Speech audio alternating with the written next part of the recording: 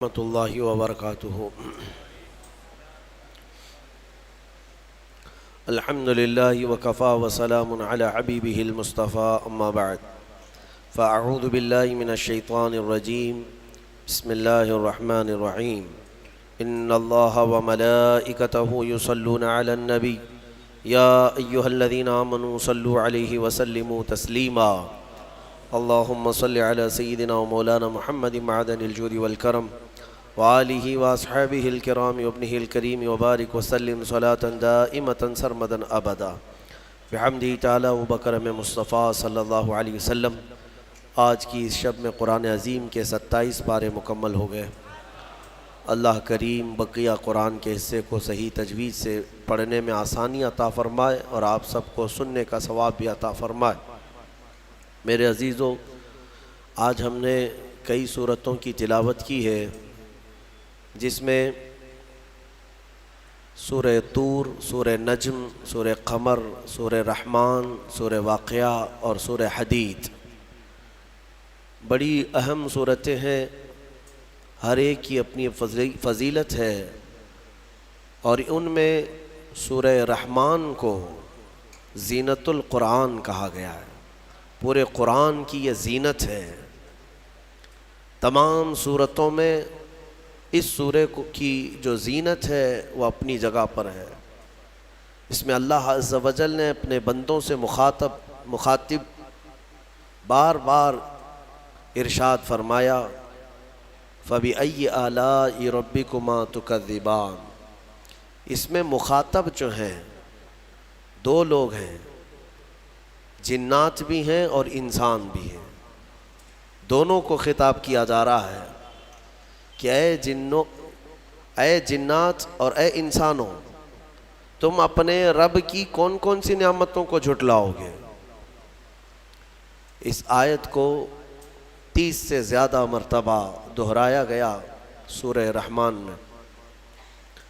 میرے عزیزو، میرے آقا صلی اللہ تعالیٰ علیہ وسلم ارشاد فرماتے ہیں اپنے صحابہ سے کہ میں نے یہ سورہ جنات کے سامنے تلاوت کی تو وہ سن کر کے تم سے بہتر جواب دیتے تھے، یعنی رو پڑتے تھے، اور ہر آیت پر یہ کہتے کہ اے اللہ، ہم تیری کسی نعمت کو نہیں جھٹلاتے، ناشکری نہیں کرتے۔ میرے عزیزو، اللہ تبارک و تعالی اپنے بندوں سے جو سب سے زیادہ پسند فرماتا ہے جو چیز، وہ شکر ہے۔ اور شیطان اگر سب سے زیادہ کسی چیز سے تمہیں دور کرتا ہے تو اللہ کے شکر سے ہی، کیونکہ اس نے چیلنج کیا ہے اللہ تعالیٰ کی بارگاہ میں۔ آیت کا حصہ میں آپ کے سامنے عرض کرتا ہوں۔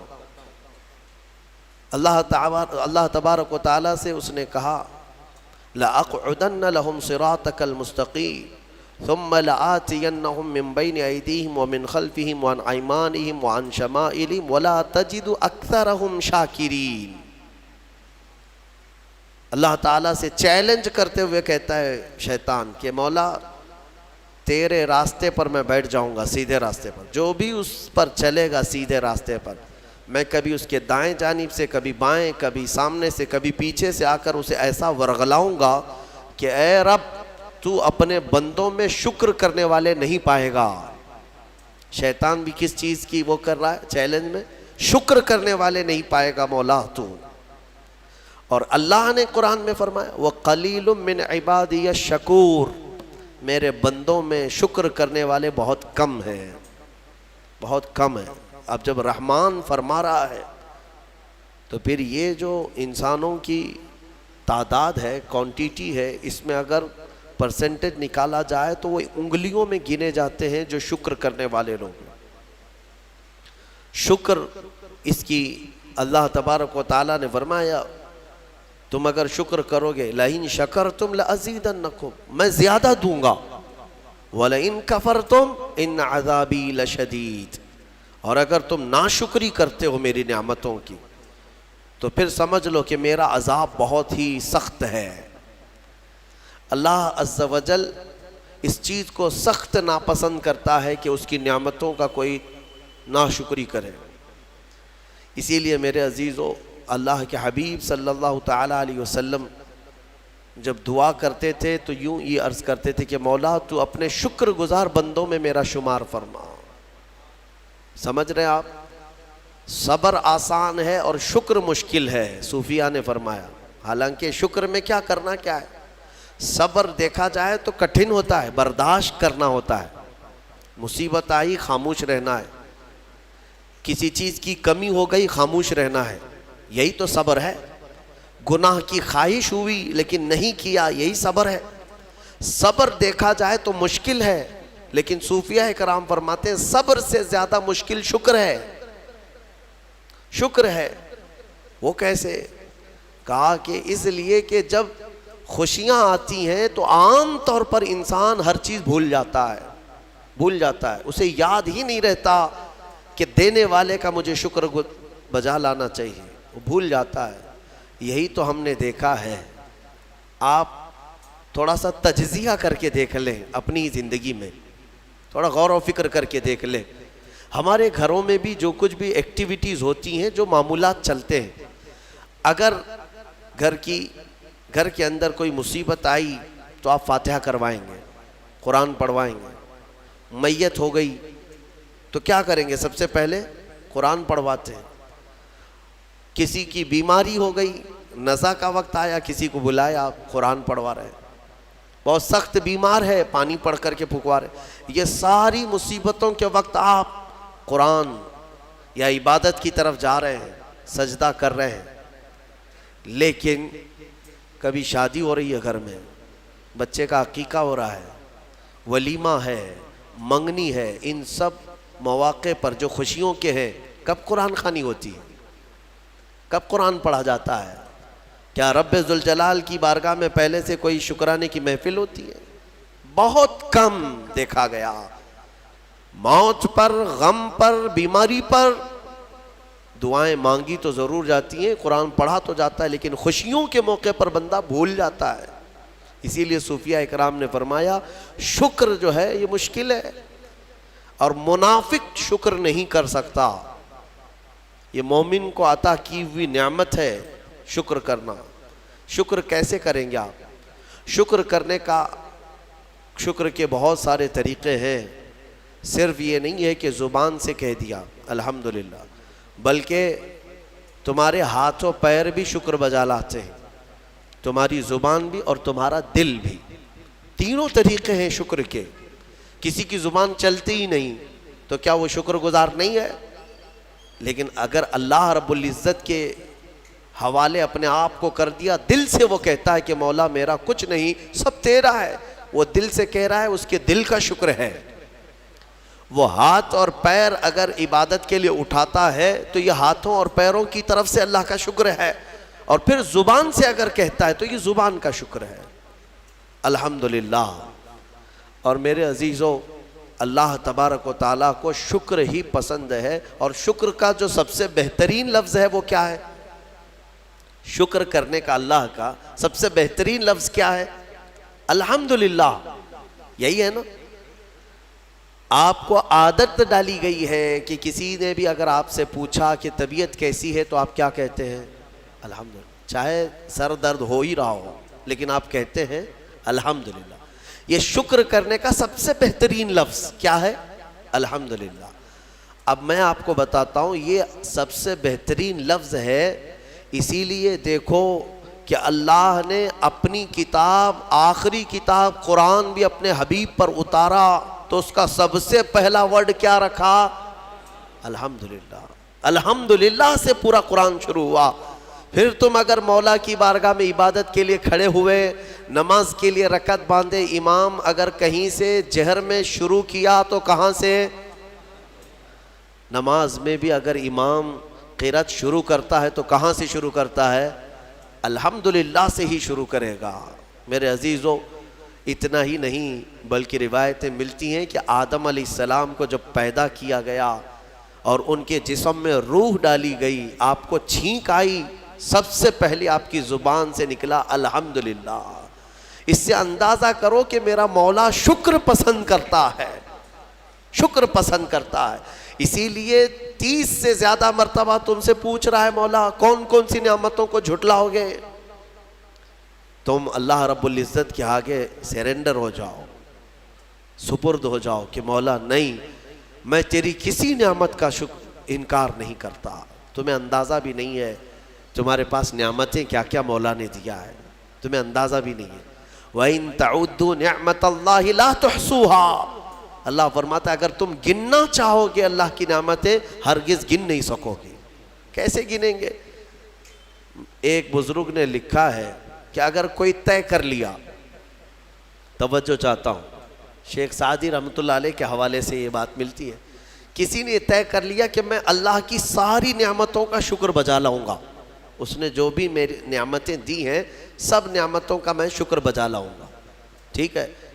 تمہاری زبان اللہ نے دیا ہے، یہ ایک نعمت ہے، ناک نعمت ہے، کان نعمت ہے، آنکھ نعمت ہے، ہاتھ ہیں، انگلیاں ہیں، پورے جسم میں ایک ایک عضو اللہ کی نعمت ہے، پھر پلس اس کے علاوہ جینے کے لیے جو یہاں پر گھر دیا یہ نعمت ہے، زمین پر چلنے کی طاقت دی یہ نعمت ہے، اور سونے کے لیے ہمیں بستر دیا، پہننے کے لیے کپڑے دیا یہ نعمت ہے، رشتہ دار دیا یہ نعمت ہے، اولاد دیا یہ نعمت ہے، ماں باپ دیا یہ نعمت ہے، اچھے دوست دیا یہ نعمت ہے، اسلام دیا یہ نعمت ہے، ایمان پر رکھا یہ نعمت ہے، اپنے آخری نبی کی امت میں پیدا کی یہ نعمت ہے۔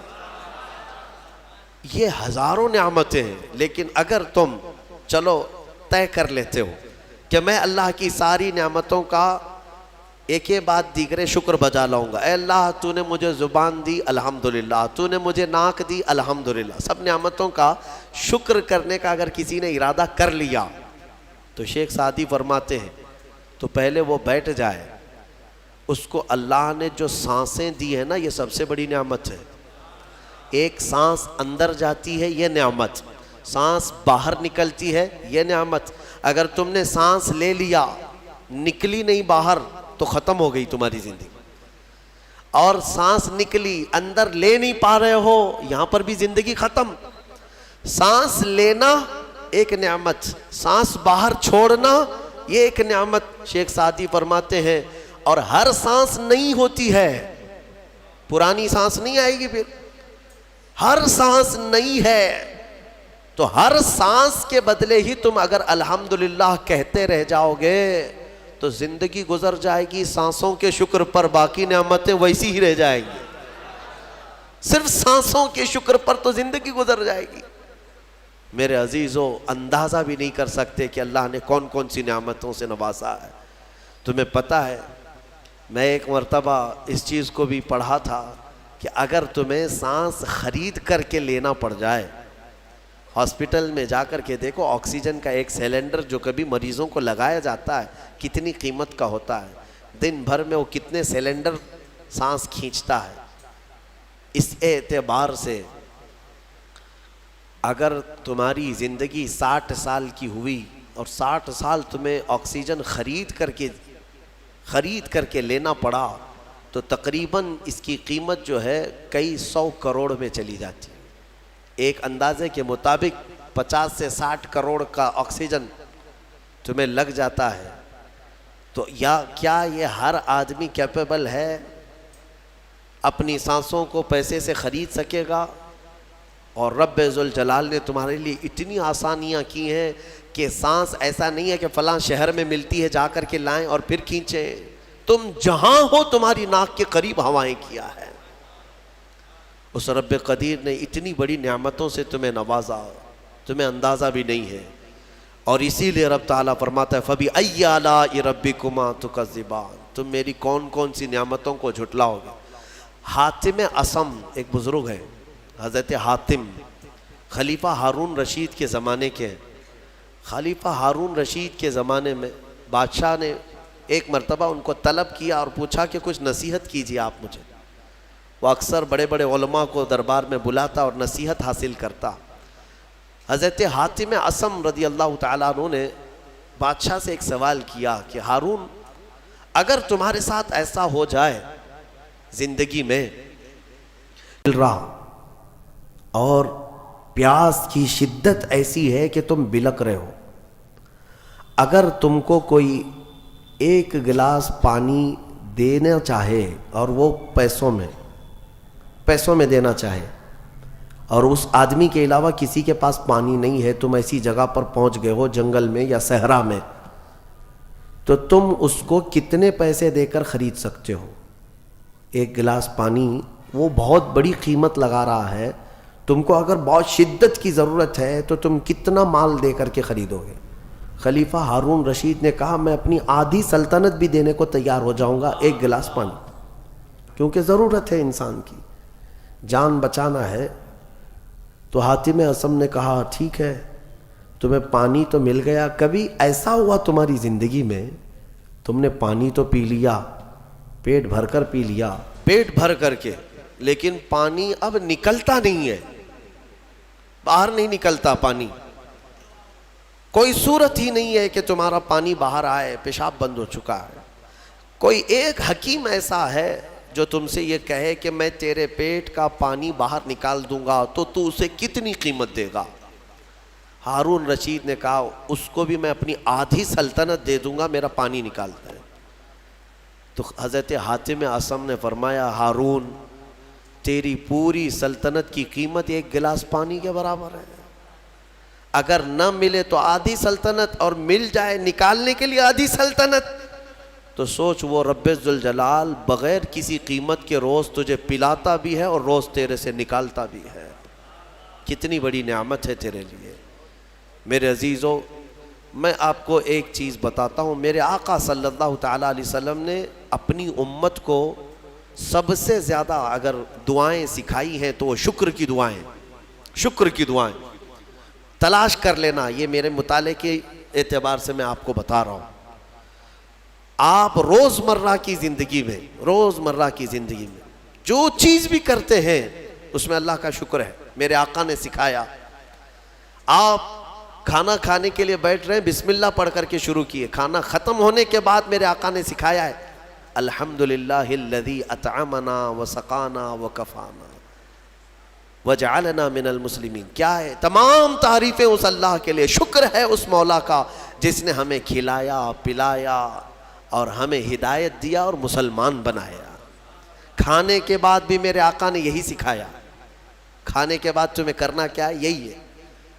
اچھا، اور نیند لگ رہی ہے، سونے کے وقت کہا بسم اللہ پڑھ کر کے سو جاؤ، لیکن سو کر کے اٹھتے ہو اگر نیند کھلتی ہے تو میرے آقا فرماتے ہیں یہ پڑھو الحمدللہ الذی احیانا بعد ما اماتنا۔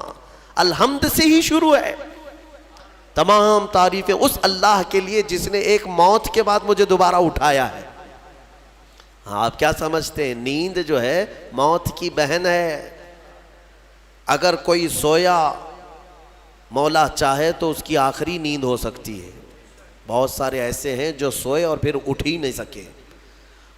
نیند کی حالت ایسی ہوتی ہے کہ وہ آدھی موت کے برابر ہے، اس کو خبر نہیں ہوتی، اسی میں وہ چلا بھی جا سکتا ہے، اور پھر جب تمہیں بیدار کرتا ہے مولا تو یہ نعمت ہے، بہت بڑی نعمت ہے کہ تمہیں موت کے منہ میں لے جا کر واپس لے آیا۔ جب بھی تم اٹھتے ہو میرے آقا نے فرمایا شکر بجا لاؤ، شکر ہے اس اللہ کا، تمام تعریفیں اس اللہ کی۔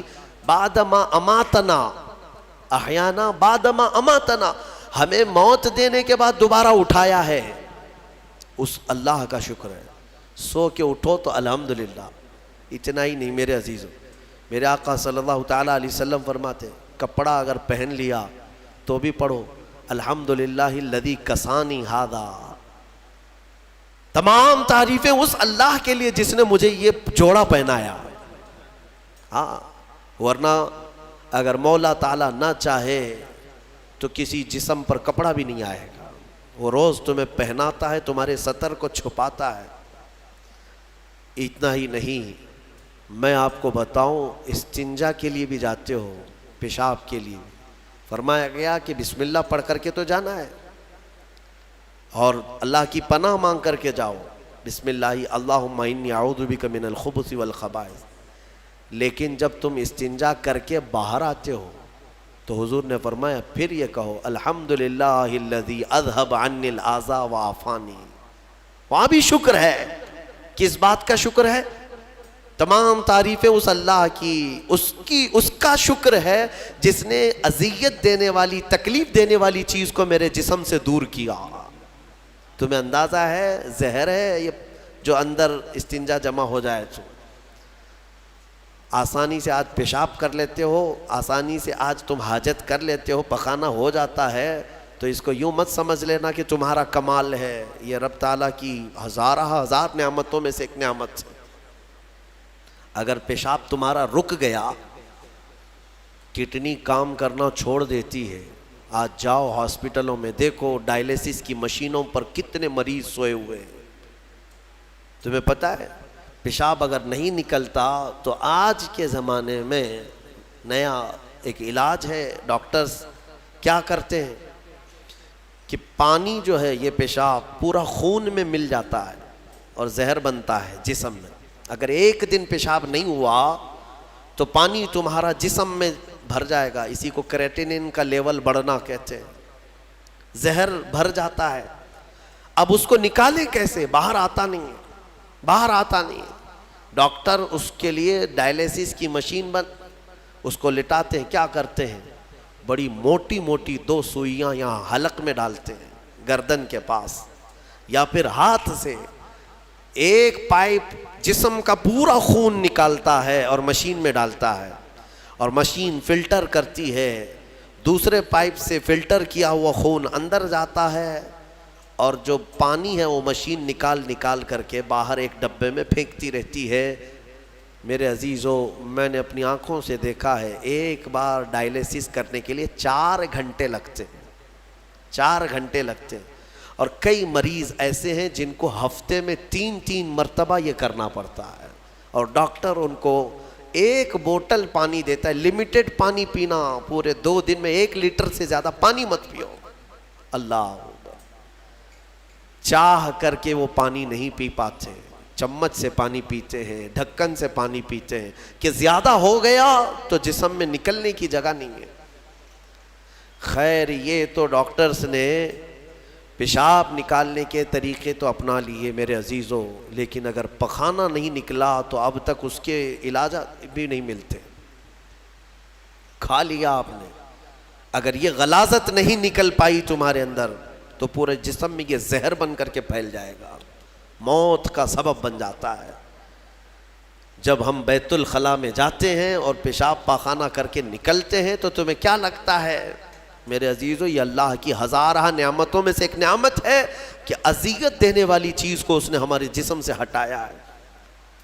اسی لیے مولا فرماتا ہے فَبِأَيِّ آلَاءِ رَبِّكُمَا تُكَذِّبَانِ، تم میری کون کون سی نعمتوں کو جھٹلاؤ گے؟ اچھا یہ تو نکلنے والی بات میں نے کیا نا، نکلنے والی بات، لیکن تمہیں پتہ ہے تمہیں اگر کھانے کے لیے بھوک نہ لگے تو کچھ نہیں کر سکو گے۔ کھانے کی خواہش ہونا یہ اللہ کی نعمت ہے، بھوک لگنا یہ اللہ کی نعمت ہے۔ اچھا یہ بھی میں آپ کو بتا دوں، بھوک لگتی نہیں ہے کسی کو تو یہ مصیبت ہے، کھا ہی نہیں سکتا، بغیر بھوک کے وہ اندر لے بھی نہیں سکتا لقمہ۔ یہ رب تبارک و تعالیٰ کی طرف سے نظام رکھا گیا ہے، وہ بھوک لگتی ہے وہ کھاتا ہے۔ اور ایک بات میں بتا دوں، ایک بڑی بیماری ہے دنیا کی، بھوک تو بہت لگتی ہے، آدمی کھائے جاتا ہے لیکن پیٹ بھرتا نہیں، سیرابی نہیں ہوتی، شکم سیر نہیں ہوتا۔ یہ بیماری ہے ہیضے کی بیماری۔ اس بیماری میں حجاج بن یوسف مر گیا، ہاں بڑا گورنر تھا، جانتے ہیں بھوک اتنی لگتی تھی اس کو کہ ایک مرتبہ ایک گائے پوری ذبح کر کے بھون کر کے اس کو کھلائی گئی، پیٹ نہیں بھرا، خواہش ابھی بھی باقی ہے، بھوک ابھی بھی ہے، اور کچھ کھلا دو اور کچھ کھلا دو۔ اس کو پھر انڈے کھلائے گئے، مرغیاں کھلائی گئی، اتنا کھلایا گیا کہ پیٹ پھٹ گیا، پیٹ پھٹ گیا اور زہریلا ہو گیا۔ آپ کو کیا میں بتاؤں، پیٹ 4 لقمے کھانے کے بعد، کسی کو 10 لقمے کھانے کے بعد ایسا لگتا ہے نا پیٹ بھر گیا، الحمدللہ پیٹ بھر گیا ہے۔ یہ جو شکم سیر آپ کو لگتا ہے یہ اللہ کی نعمت ہے۔ کچھ لوگوں کو یہ بیماری ہے کہ تم ان کو 4 کلو بھی اندر کچھ ڈال دو تو یہاں کی جو چاہت ہے وہ نہیں جائے گی، ہاں خواہش نہیں ختم ہوگی۔ اسی طرح پیاس لگنا اللہ کی نعمت ہے، اور پیاس کا بجھ جانا یہ بھی نعمت ہے۔ سکرات کے وقت میں فرمایا گیا اگر ایک ندی پانی بھی اس کو پلایا جائے تو یہ حلق نہیں سوکھے گا، پیاس باقی رہے گی، اور پانی اور پانی اور پانی۔ تم اندازہ کر سکتے ہو ایک گلاس پانی پینے کے بعد اگر ٹھنڈک لگی، ہاں پیٹ بھر گیا، پیاس بجھ گئی، نعمت ہے اللہ کی یہ۔ اور ایک بیماری یہ ہے کہ اس کے اندر ایک بالٹی پانی بھی ڈال دیا جائے تو حلق نہیں سوکھتا، پیاس بجھتی نہیں ہے، پھر زبان چپکنے لگتی ہے، حلق سوکھنے لگتا ہے، یہ بیماری ہے۔ میرے عزیزوں، میں تو صرف تمہارے جسم کی نعمتیں گنا رہا ہوں، تمہیں اندازہ بھی نہیں ہے۔ ابھی چند دنوں قبل میں نے اپنے بچوں کے سامنے بھی ایک بات عرض کیا تھا۔ میں 1-2 سال قبل شاید ایک مطالعے میں تھا، کسی چیز کی اسٹڈی میں، ایک نئی چیز میرے مطالعے پہ آئی تھی۔ ایک صاحب کئی دنوں سے وہ بیمار رہتے تھے، ان کو ہوتا کیا تھا، چلتے تھے تو اچانک ٹیڑھے ہو جائے اور ایسا لگے کہ دیوار گر رہی ہے، روڈ پہ چلے تو ایسا لگے کہ یہ گاڑی میرے اوپر گرے گی۔ ہاں، یہ ایک بیماری ہے۔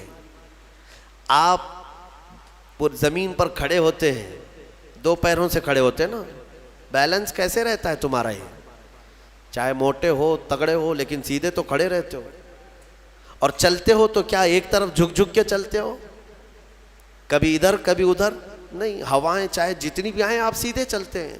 یہ کون ہے جو تمہارے بیلنس کو مینٹین کیا ہوا ہے؟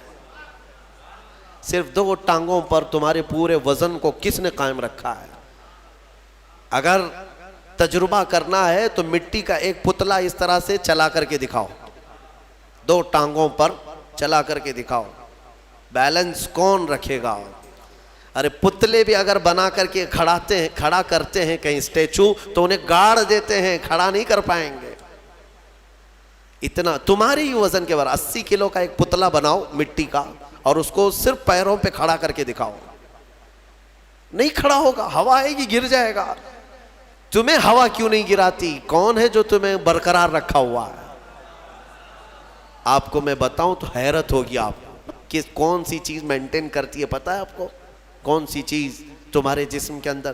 نہ تمہارے ہاتھ نہ تمہارے پیر۔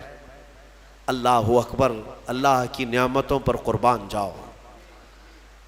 ایک صاحب انہوں نے مجھ سے ملاقات کی تھی اور اپنی بیماری یہ بتائی تھی کہ ایسا لگتا ہے، تعویذ بھی کرائے، دعا بھی کرائے، وظیفے بھی کروائے، بہت ساری۔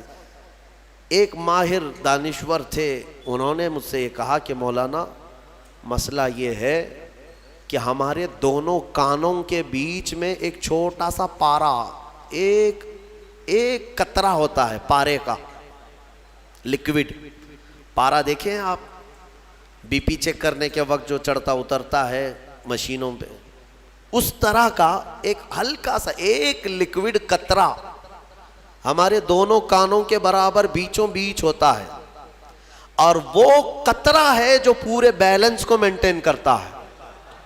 وہ ایک قطرہ ہے، اگر اس قطرے کے اندر ذرا برابر بھی ادھر ادھر ہوا، وہ ایک طرف ہو گیا تو آدمی یوں چلنے لگ جائے گا، اگر وہ اس طرف ہو گیا قطرہ تو پھر آدمی اس طرف جھک جائے گا، اور یہ جلدی ہوتا نہیں ہے۔ وہ اتنا مضبوطی کے ساتھ پورے انسانوں کے جسموں کو سنبھالے رکھتا ہے۔ میرے عزیزوں، پھر میں یہ پوچھتا ہوں فَبِأَيِّ آلَاءِ رَبِّكُمَا تُكَذِّبَانِ، تم اپنے رب کی کون کون سی نعمتوں کو جھٹلاؤ گے؟ اور ایک بات، عجیب چیزیں میں نے دیکھی، کبھی ہم غور نہیں کرتے نا اپنے جسم میں، اور اسی لیے میرا رحمان فرماتا ہے وَفِي أَنفُسِكُمْ أَفَلَا تُبْصِرُونَ، تمہاری ذات میں میری نشانیاں ہیں، تم دیکھتے نہیں؟ اللہ پوچھ رہا ہے، تمہاری اپنی ذات میں میری نشانیاں ہیں۔ محبوب الہی نظام الدین اولیاء رحمۃ اللہ تعالیٰ علیہ نے فرمایا، اللہ تبارک و تعالیٰ تک اگر پہنچنا چاہے بندہ تو صرف اس کی نسیں جو ہے نا، اس کی رگیں، یہی کافی ہیں اس کے لیے۔ ہاں میرے عزیزوں، آج بھی ڈاکٹرز یہ کہتے ہیں کہ تمہارے جسم کے اندر کی نسیں اگر کھول کر کے پھیلا دی جائیں تو 10,000 کلومیٹر تک پھیل جائیں گے، یعنی تقریباً ایک دنیا گھومنے کے برابر۔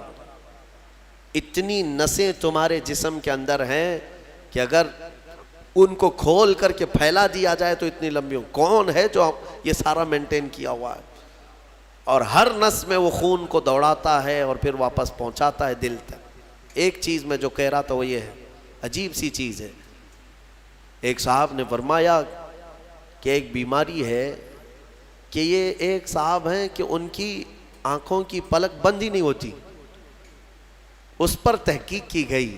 میرے عزیزو کتنی چھوٹی چیز لگتی ہے، آپ پلکیں جھپکاتے ہیں نا، آپ کے اختیار میں نہیں، اور بہت ہلکی سی ہے، یوں کیا بند ہوئی، یوں کیا کھول دیا، آنکھیں بند ہو رہی کھل رہی ہے۔ آپ کو پتا ہے اس کے اندر کیا چیز ہے؟ کہا کہ ایک بہت ہلکا سپرنگ ہے ان پلکوں کے بھی اوپر، باقی سب جگہ اس طرح اپنے آپ نہیں ہوتے ہیں کہ خود سے جو ہے بند ہو رہی ہو کھل رہی ہو۔ کان کیا اس طرح کرتا ہے ہمارا؟ اٹھ گیا اپنے آپ، بیٹھ گیا اپنے آپ۔ یہ ہلکی سی پلکوں کی جو چمڑی ہے نیچے آتی اوپر جاتی، نیچے آتی اوپر جاتی، کیا چیز ہے؟ تو ایک صاحب نے ہمیں بتایا کہ بہت ہلکا سپرنگ ہوتا ہے، اگر وہ سپرنگ ختم ہوا کسی کا تو بلڈوزر سے بھی کھینچ کر کے بند نہیں کر سکو گے۔ ان پلکوں کی چھوٹی سی چمڑی کو کھینچ کر کے بھی بند نہیں کر سکو گے، وہ بند نہیں ہوگی پھر۔ اسی لیے مردوں کو دیکھو، اگر کسی کی آنکھیں بند نہیں کیا آپ نے موت کے بعد، وہ کھلی رہ گئی، تو پھر آپ گھنٹوں کھینچ کھینچ کے اس کی آنکھ بند کرو، بند نہیں ہوگی، نہیں ہوگی، کیونکہ موت کے بعد یہ سارا حصہ ختم ہو گیا۔ اور مرے ہوئے آدمی کو آنکھیں بند ہے اس کی، آپ نے بند کیا، پھر اس کے 1-2 گھنٹے کے بعد اس کی پلکیں اٹھا کر کے دکھا دو، کھول کر کے دکھا دو اس کی آنکھیں، سارے لوگ مل کر کے بھی اس کی آنکھوں کی پلکوں کو کھول نہیں سکیں گے۔ میرے عزیزو، ہے تو بہت ہلکی سی چیز، لیکن تمہیں پتہ ہے اس کی معنویت کتنی ہے؟ اس کی معنویت کتنی ہے؟ یہ بات میں کیوں کہہ رہا ہوں؟ ایک صاحب کو یہ بیماری کی وجہ سے، اس بیماری کی وجہ سے وہ پاگل ہو گئے۔ کیا بیماری تھی؟ کہ پلک جھپک نہیں رہی ہے، بند نہیں ہو رہی ہے، اور بند نہیں ہو رہی ہے تو نیند نہیں آتی۔ جیسے نیند آئے گی تو آنکھوں کا آٹومیٹک بند ہونا ہے، اور آنکھ بند نہیں ہو رہی تو سوئے گا کیسے؟ اور نس ہونے کی وجہ سے وہ مینٹلی ختم ہو گیا، پاگل ہو گیا، اور اب تو شاید مر بھی گیا ہوگا۔ یہ کافی 2-3 سال پہلے کی بات میں ہم اندازہ بھی نہیں کرتے کہ اتنی چھوٹی چھوٹی چیزیں۔ میرے عزیزو، ہمارے بال جو جسم میں ہیں، ایک رواں بھی اس کا بال کا، یہ اللہ کی نعمت ہے۔ آپ دیکھیں ایک بال بھی نکل گیا تو پھوڑی آ جاتی ہے، اس کی قیمت بتانے کے لیے کہ یہ یوں ہی اللہ نے نہیں دیا تم کو، یوں ہی نہیں۔ ایک خاتون کو میں نے دیکھا تھا، چھوٹی سی لڑکی تھی، وہ اس کے صرف یہ آنکھوں کے اوپر کی بھویں نہیں تھی اور بال کچھ بھی نہیں تھے، جس کی وجہ سے وہ اتنی ڈراؤنی لگتی تھی کہ بچے دیکھ کر کے بھاگ جاتے تھے۔ صرف یہ آنکھوں کے بال نہیں تھے، اور وہ چہرہ چھپائے رہی تھی۔ بہت بڑی ٹیلنٹڈ بچی، پڑھنے میں لکھنے میں ساری چیزوں میں بہت اچھی، لیکن اس کی وجہ سے وہ چہرہ چھپائی رہتی۔ اس دن مجھے محسوس ہوا کہ اگر ایک بھی چیز ہماری ادھر ادھر ہو جائے تو انسان کا سارا جمال ختم ہو جاتا ہے۔ اسی لیے میرے عزیزو، اللہ نے جو چیزیں تمہارے پاس آج دی ہیں، شکر بجا لاؤ، اللہ کا شکر بجا لاؤ۔ اور سورہ رحمان آج تم نے سنا ہے، بار بار مولا کی بارگاہ میں عرض کرو، مولا ہم تیری کسی نعمت کو نہیں جھٹلاتے، ہر نعمت پر تیرا شکر بجا لاتے ہیں۔ میں اپنی گفتگو کو سمیٹتے ہوئے آخر میں ایک حدیث سنا دیتا ہوں۔ اللہ کے حبیب صلی اللہ تعالیٰ علیہ وسلم نے ارشاد فرمایا، آج ہی میں نے درس قرآن میں بھی سنایا تھا، حضور اکرم صلی اللہ علیہ وسلم نے فرمایا، 3 چیزوں کو غنیمت جانو، 3 چیزوں کے آنے سے پہلے پہلے۔ وہ 3 چیزیں کیا ہیں؟ توجہ سے سنو۔ میرے آقا فرماتے ہیں، جوانی ہے تو غنیمت جانو بڑھاپا آنے سے پہلے، جوانی کو غنیمت جانو بڑھاپا آنے سے پہلے، اس لیے کہ بڑھاپے میں جو کچھ ہوتا ہے وہ پھر وہ بوڑھوں کو معلوم ہے، ساری چیزیں ایک کے بعد دیگرے رخصت ہونے لگ جاتی ہیں، وہ طاقت نہیں، وہ قوت نہیں، بڑھاپے میں بہت خواہش تو ہوتی ہے کرنے کی لیکن کر نہیں سکتا، اسی لیے جوانی کو غنیمت جانو۔ اے نوجوانوں، عیاشی میں برباد کرو گے تو پچھتاؤ۔ دوسری چیز میرے آقا فرماتے ہیں، آج صحت ہے تو صحت کو بیماری سے پہلے غنیمت جانو۔ بیمار ہونے سے پہلے دیکھو اپنے ہاتھوں کو، پیروں کو، سب صحیح سلامت ہے آج؟ آنکھ دیکھ رہی ہے، کان سن رہے ہیں، زبان بول رہی ہے، ہاتھ پیر چل رہے ہیں، شکر کرو اللہ کا۔ اس لیے کہ ہم نے دیکھا ہے چند دنوں کے بعد ایسی بیماریاں جکڑ لیتی ہیں، سجدہ کرنا چاہتا ہے لیکن پیر مڑتے نہیں، پیر جام ہو گئے، رکوع کرنا چاہتا ہے کمر جھکتی نہیں۔ آج صحت ہے تمہارے پاس، کل آنکھیں ساتھ چھوڑنے لگ جائیں گی، کان کم سنائی دینے لگ جائیں گے، زبان میں راشا طاری ہونے لگ جاتا ہے، ہکلاہٹ آنے لگ جاتی ہے، چاہ کر کے بھی بہت ساری چیزیں تم کر نہیں پاتے۔ اسی لیے آج صحت ہے، غنیمت جانو اس کو، کوئی بیماری نہیں آج۔